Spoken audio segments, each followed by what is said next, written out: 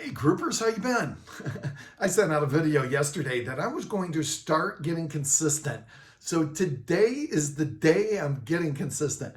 And isn't it so true? Consistency and discipline are everything for results, aren't they? So what's that mean by getting consistent?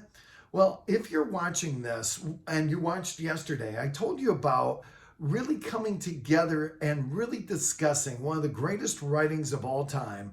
And that's the book written by Og Mandino called The Greatest Salesperson in the World. It was actually The Greatest Salesman in the World, but I changed the name for 2020. So, in this book, we're going to go through all the scrolls and the purpose of the scrolls and how they affect you, not only as a salesperson, but also as a man or a woman, husband, father, every area of our life. And I think you're going to be so embraced by this as we go along. I don't know how long we're going to do this. There's 10 scrolls. We're not going to do one a day. We'll probably do maybe 2 days on one scroll or 3 days, depending. We'll just let the flow go and see where it goes. And I really appreciate the feedback you can give me with this as well. And maybe you want to watch it more than once. So, hey, welcome aboard to The Greatest Salesperson in the World, a classic written by Og Mandino. I actually met Og, I don't know, what's it been? Probably 15 years ago. He's since passed. But Og's story is interesting. Og, when he was 15, was a great writer in school. He was very, very close to his mother. As a matter of fact, that he adored his mother. Well, his mother died at a young age. I believe, if I'm wrong with the facts, please excuse me, but 15 or 16, she died. He was devastated. And even though she always encouraged his writing, when she died, he stopped writing. As a matter of fact, he developed over the years a drinking problem. And he was actually on the streets, not writing at all, in his late 30s, when a gentleman found him on the street by the name of W. Clement Stone. Now, W. Clement Stone was the CEO of the Combined Insurance Companies of America, one of the first personal development gurus of his time. W. Clement Stone met Og and invited him to be a salesperson with his company. And the result of that was Og quit drinking, started selling, and became a great salesperson. From then, he got promoted to sales manager, and then he got his peace back, his purpose back, and he decided to write again. And the result of that writing is not only this book, but The Greatest Salesman in the World, but a number of books. So if you get a chance to read his writings, great stuff. Now let me tell you about this book, and I'm going to be a little 10,000 foot level, if you will, on the details. Go grab the book. It's $3.95 on Amazon in a paperback, probably. So the story is way back in Egyptian times, and I'm not sure of exactly how long ago it was, but it's about the time when Jesus walked the earth. And the principles in the book are very similar to biblical principles as you read the book. Now, you might be saying, well, Bart, I'm not a religious guy. Read the book anyhow. It doesn't take you down a religious path. It just tells a story based on principles that existed back then. All right. So back then, some of the wealthiest folks in the world were entrepreneurs. They sold products, all the products to the people. Now, they were, in what's referred to in this book, they were great salespersons. The wealth was based on their products. The wealth was that they would have their stamp on everything sold, kind of like Amazon does today, and they were highly respected in their communities. Not only were they wealthy, what would be a multi-billionaire today, but they were also great people. Now, let me tell you a little bit about the greatest of the greatest. This was a gentleman that was so respected. He had thousands of employees, and he had great, great wealth. And he, one day, had a young camel boy, come up to him and ask him a question. Can you teach me how to be the greatest salesperson? Now, look at, that's like a 19-year-old or a 15-year-old going up to Jeff Bezos and say, hey, can you teach me how to be an entrepreneur? And when the greatest salesman heard this, he asked himself a question. Why do you want to be the greatest salesman? Are you willing to pay the price? Well, see, this young camel boy had the worst job on the planet. He got to feed and water the camels. It wasn't a great job. And in that job, he realized that that wasn't going to be a long-term deal. And especially when he met a girl. And that girl's father happened to be very wealthy himself. And the camel boy knew that if I am going to really get the girl, I better have a good career that I can tell the father about. So he went up to his boss, the greatest salesperson, and asked him to teach him selling. Now, let me back up a minute so you understand the essence of this. The greatest salesman in our story here, who had the camel boy, when the greatest salesman, was 16, 17 years old, he had a desire to be the greatest salesperson in the world. And he had actually gone to the number one entrepreneur at the time, the greatest salesperson at that time, and asked him how to be the greatest. At that time, that entrepreneur sat down with him and gave him what's called the 10 scrolls and said, I'm going to give you the scrolls. I'm not going to teach you. It's up to you to learn it. And I'm going to give these to you. Here's my gift. I'm not going to give you wealth. I'm not going to give you money to start the companies. I'll give you one camel, and then the rest is up to you. But what I am going to do is I'm going to give you these scrolls. So from that, this young boy read the scrolls, built his empire. Fast forward, he becomes the greatest of his time. And the young camel boy is coming up to him asking for his advice. At that point, the entrepreneur knew the story behind the scrolls, and that is this.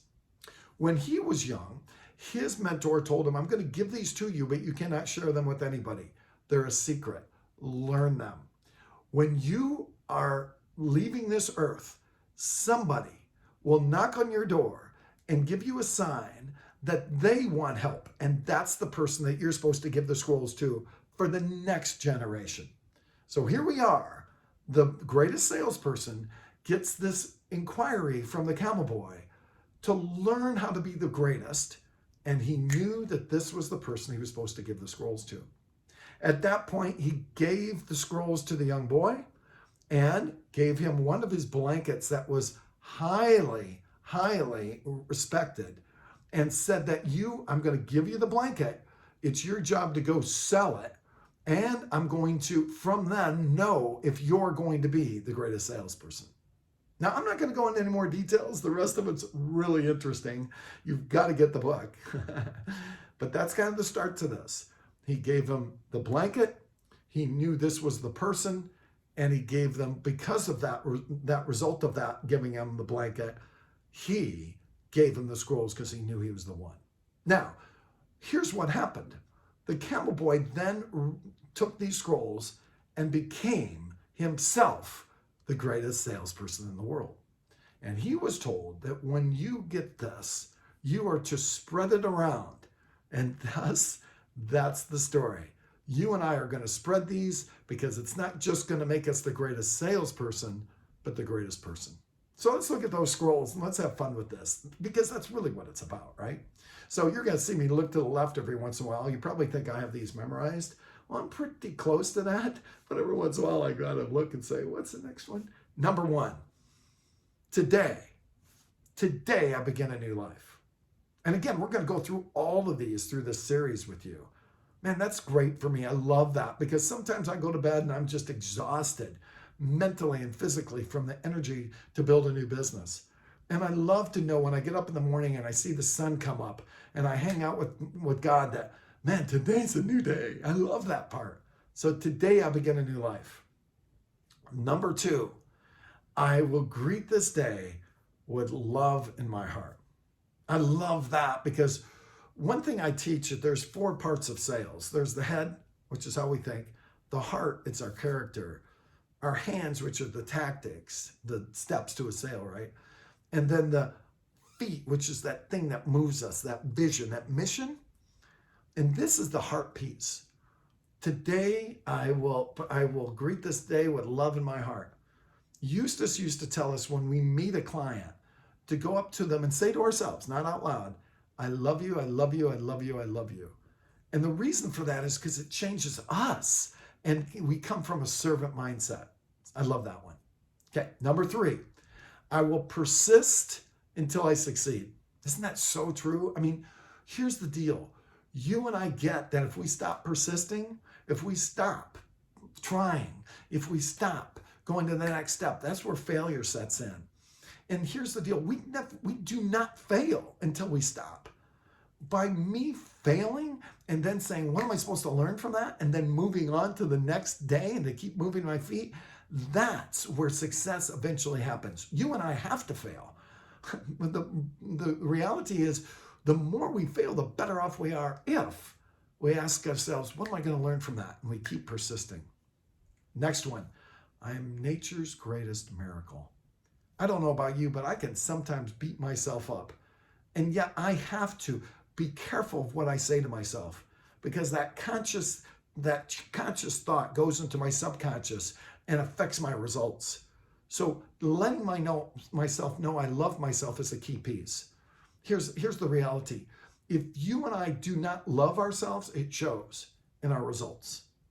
And so if you're having great results, the chances are, in every area of your life, by the way, the chances are you love yourself and you constantly tell yourself that.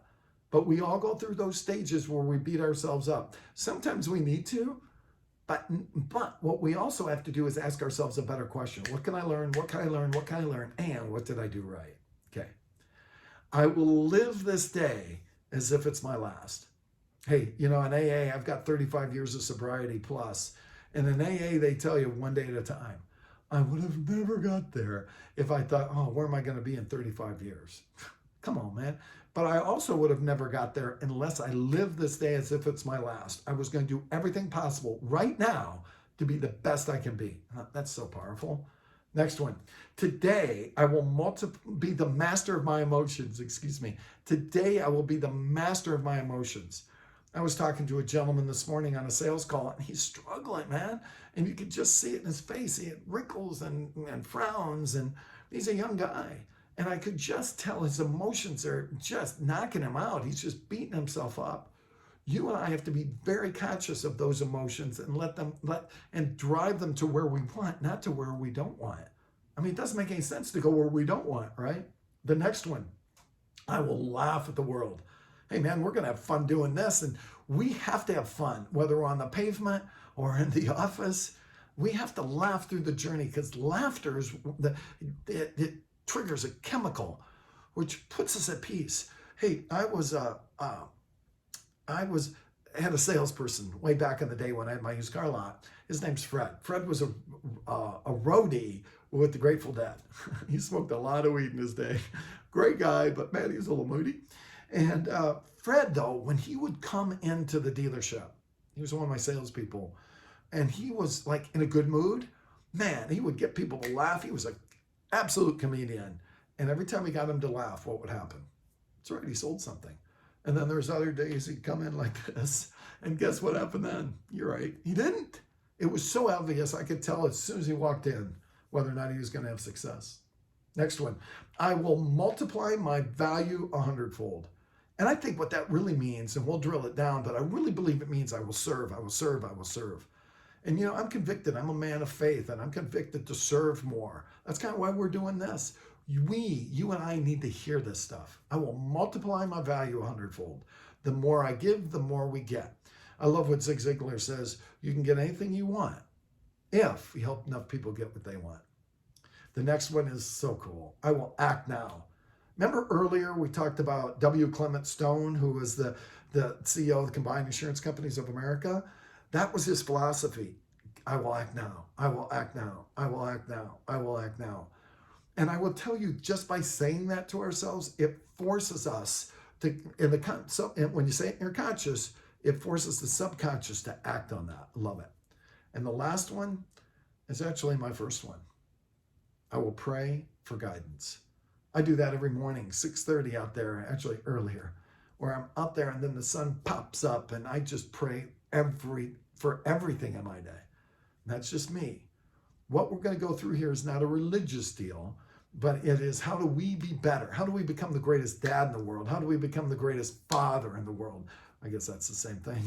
How do we become the greatest son, daughter, wife, salesperson, entrepreneur, that's the journey we get to be on. So, hey, thanks for hanging out with me.